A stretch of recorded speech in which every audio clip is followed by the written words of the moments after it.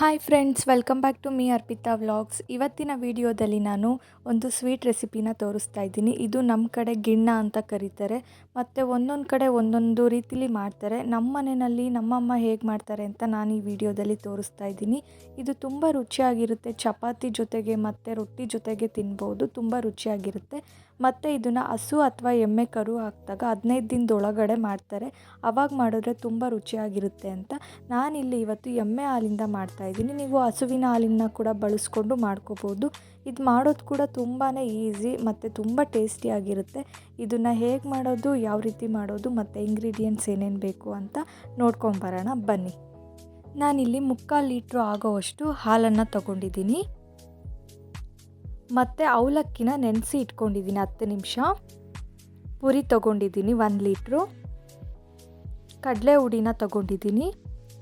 Organic ಬೆಲ್ಲದ powder, ತೆಂಗಿನಕಾಯಿ ತುರಿ, ಒಣಶುಂಠಿ ಮತ್ತು ಏಲಕ್ಕಿನ ಕುಟ್ಟಿ ಪುಡಿ ಮಾಡಿ ಇಟ್ಕೊಂಡಿದ್ದೀನಿ. ಇವಾಗ ಒಂದು ಪಾತ್ರೆನ ಇಟ್ಕೊಂಡು ಅದಕ್ಕೆ ನಾನು ಏನು ಎಮ್ಮೆ ಹಾಲನ್ನು ತೊಗೊಂಡಿದ್ದೆ ಅಲ್ವಾ, ಅದನ್ನು ಬಿಸಿ ಮಾಡೋದಕ್ಕೆ ಅಂತ ಇಟ್ಕೊತಾ ಇದ್ದೀನಿ. ಇದನ್ನು ಲೋ ಫ್ಲೇಮ್ನಲ್ಲೇ ನಾವು ಬಿಸಿ ಮಾಡ್ಕೋಬೇಕು. ಅದು ಒಂದು ಕುದಿ ಬರೋವರೆಗೂ ನಾವು ಕುದಿಸ್ಕೋಬೇಕಾಗುತ್ತೆ.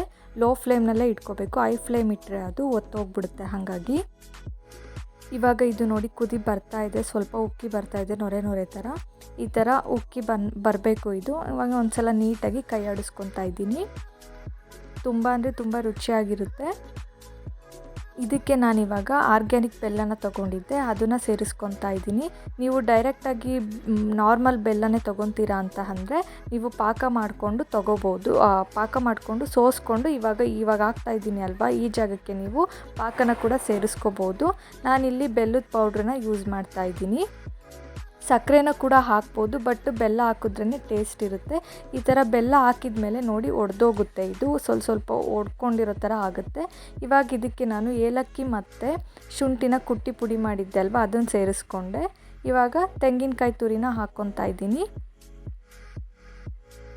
ಹಾಕ್ಕೊಂಡು ನೀಟಾಗಿ ಮಿಕ್ಸ್ ಮಾಡಬೇಕು. ಹಾಲು ಇನ್ನು ಅವಾಗ ತಾನೇ ಕರು ಹಾಕಿರುತ್ತೆ ಅಲ್ವಾ, ಸೊ ಹಾಗಾಗಿ ಅದು ಒಡೆಯೋ ಚಾನ್ಸಸ್ ಇರುತ್ತೆ. ಆ ಥರ ಆಗುತ್ತೆ. ಗಿಣ್ಣಕ್ಕೆ ಈ ಥರ ಆದ್ರೇ ರುಚಿ ಬರೋದು.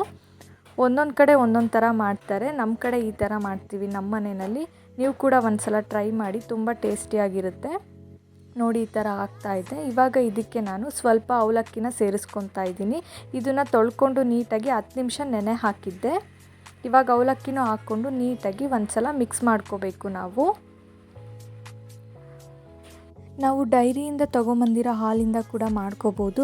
ಆದರೆ ಆವಾಗಲೇ ಹಸು ಕರು ಹಾಕಿರುತ್ತೆ ಅಲ್ವಾ, 15 ದಿನದೊಳಗಡೆ ಮಾಡಿದ್ರೆ ಅದು ತುಂಬ ರುಚಿಯಾಗಿರುತ್ತೆ.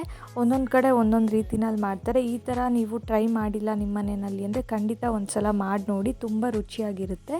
ಇವಾಗ ಇದಕ್ಕೆ ನಾನು ಪುರಿನ ಸೇರಿಸ್ಕೊತಾ ಇದ್ದೀನಿ. ಪುರಿನ ಕೂಡ 1 ಲೀಟ್ರಷ್ಟು ತೊಗೊಂಡಿದ್ದೆ. ಅದರಲ್ಲಿ ನೋಡಿಕೊಂಡು ಹಾಕ್ಕೊಳ್ಳಿ ನೀವು. ನಾನು ಅರ್ಧ ಹಾಕ್ಕೊಂಡು ಅರ್ಧ ಹಾಗೆ ಮಿಗಿಸ್ಕೊಂಡಿದ್ದೀನಿ. ಇವಾಗ ನೀಟಾಗಿ ಇನ್ನೊಂದು ಸಲ ಮಿಕ್ಸ್ ಮಾಡ್ಕೊತಾ ಇದ್ದೀನಿ. ಇದು ಕುದಿ ಬಂದಮೇಲೆ ಅದೆಲ್ಲ ಬೆಂದ ಮೇಲೆ ಅದು ಸ್ವಲ್ಪ ಗಟ್ಟಿ ಆಗುತ್ತೆ. ಬಟ್ ತುಂಬ ತೆಳು ಅನ್ನಿಸ್ತು ಅಂದರೆ ಇನ್ನೊಂದು ಸ್ವಲ್ಪ ಪುರಿನ ಅದರೊಳಗಡೆ ಮಿಕ್ಸ್ ಮಾಡ್ಕೋಬೋದು. ನೀವು ಸ್ವಲ್ಪ ತೆಳುಗೇನೆ ಮಾಡ್ಕೊಳ್ರಿ. ತೆಳು ಇದ್ರೇ ಚೆನ್ನಾಗಿರುತ್ತೆ. ಸ್ವೀಟ್ ರೀತಿನಾದರೂ ನಾವು ಹಾಗೆ ತಿನ್ನೋದಕ್ಕೂ ಚೆನ್ನಾಗಿರುತ್ತೆ. ಮತ್ತು ಅಕ್ಕಿ ರೊಟ್ಟಿ ಚಪಾತಿ ಜೊತೆಗೆ ಅಂತೂ ತುಂಬ ಅಂದರೆ ತುಂಬ ಒಳ್ಳೆ ಕಾಂಬಿನೇಷನ್ ಇದು. ಇವಾಗ ನೋಡಿ ನೀಟಾಗಿ ಈ ಥರ ಮಿಕ್ಸ್ ಮಾಡ್ಕೊತಾ ಇದ್ದೀನಿ. ಇವಾಗ ಸ್ವಲ್ಪ ತೆಳು ಅನ್ನಿಸ್ತು, ಹಾಗಾಗಿ ನಾನು ಇನ್ನೊಂದು ಸ್ವಲ್ಪ ಪುರಿನ ಸೇರಿಸ್ಕೊತಾ ಇದ್ದೀನಿ. ಇದಕ್ಕೆ ಸೇರಿಸ್ಕೊಂಡು ಇನ್ನೊಂದು ಸಲ ಇದನ್ನು ನೀಟಾಗಿ ಮಿಕ್ಸ್ ಮಾಡ್ಕೋಬೇಕು. ಲೋ ಫ್ಲೇಮ್ನಲ್ಲಿ ಇಟ್ಕೊಂಡೆ ಮಾಡ್ಕೊಳ್ಳಿ. ಹೈ ಫ್ಲೇಮಲ್ಲಿ ಇಟ್ಕೊಂಡ್ರೆ ತಳ ಹಿಡಿಯುತ್ತೆ. ಹಾಗಾಗಿ ಇವಾಗ ನೋಡಿ ಈ ಥರ ಮಾಡ್ಕೊತಾ ಇದ್ದೀನಿ. ಆಲ್ಮೋಸ್ಟ್ ಇದು ರೆಡಿ ಆಗೋದಕ್ಕೆ ಬಂದಿದೆ. ಗಟ್ಟಿ ಕೂಡ ಆಗುತ್ತೆ. ಹಾಗೇ ಒಂದು 5 ನಿಮಿಷ ಹಾಗೇ ಕಮ್ಮಿ ಊರಿನಲ್ಲಿ ಇಟ್ಕೊಂಡು ಕೈ ಆಡಿಸ್ತಾ ಇರಬೇಕು. ನೋಡಿ ಇಷ್ಟು ಗಟ್ಟಿಯಾಗಿದೆ. ಇವಾಗ ಇದಕ್ಕೆ ನಾನು ಕಡಲೆ ಹುಡಿನ ಸೇರಿಸ್ಕೊತಾ ಇದ್ದೀನಿ.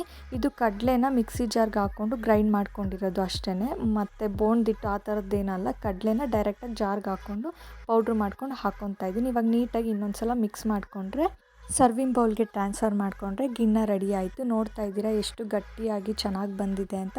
ತಿನ್ನೋದಕ್ಕೂ ಕೂಡ ಅಷ್ಟೇ ರುಚಿಯಾಗಿರುತ್ತೆ. ಸೊ ಖಂಡಿತ ನೀವು ಈ ಥರ ಗಿಣ್ಣನ ನಿಮ್ಮ ಮನೇಲಿ ಟ್ರೈ ಮಾಡಿಲ್ಲ ಅಂತಂದರೆ ಒಂದು ಸಲ ಟ್ರೈ ಮಾಡಿ ನೋಡಿ. ಪದೇ ಪದೇ ಖಂಡಿತ ನೀವು ಮಾಡ್ಕೊಂಡು ತಿಂತೀರಾ, ಅಷ್ಟು ರುಚಿಯಾಗಿರುತ್ತೆ. ಇವತ್ತು ನಮ್ಮ ಮನೇಲಿ ನಮ್ಮಮ್ಮ ಇದನ್ನು ಚಪಾತಿ ಜೊತೆಗೆ ಮಾಡಿದರು ಗಿಣ್ಣನ. ಇದು ಚಪಾತಿ ಜೊತೆಗೆ ಮಾತ್ರ ಬೆಸ್ಟ್ ಕಾಂಬಿನೇಷನ್ ಅಂತಲೇ ಹೇಳ್ಬೋದು. ತುಂಬ ರುಚಿಯಾಗಿತ್ತು. ಸೊ ಖಂಡಿತ ಈ ವಿಡಿಯೋ ನಿಮ್ಗೆ ಇಷ್ಟ ಆಯಿತು ಅಂದರೆ ಪ್ಲೀಸ್ ಒಂದು ಲೈಕ್ ಮಾಡಿ, ಶೇರ್ ಮಾಡಿ. ಇದೇ ಥರ ಹೆಚ್ಚಿನ ವೀಡಿಯೋಸ್ಗಾಗಿ ನಮ್ಮ ಚಾನಲ್ನ ಸಬ್ಸ್ಕ್ರೈಬ್ ಮಾಡ್ಕೊಳ್ಳಿ. Thank you for watching.